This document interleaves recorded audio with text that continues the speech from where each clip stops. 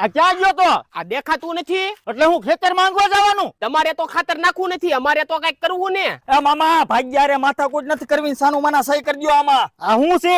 આ જમીનનો દસ્તાવેજ છે મારા મમ્મીના ભાગનો. ઉભો રે ભાણા, બોલ પેન લેતો આવું. આવ્યો ને મામો લાઈન ઉપર. હા ને થીંગાણું જામ્યું ભાઈ. ભાડંગ કે ભાટિકા બોલે જાડંગ કે જાટિકા બોલે સદમાં કટાકા પિયા. બોલ ભાણા, ક્યાં સહી કરવાની છે?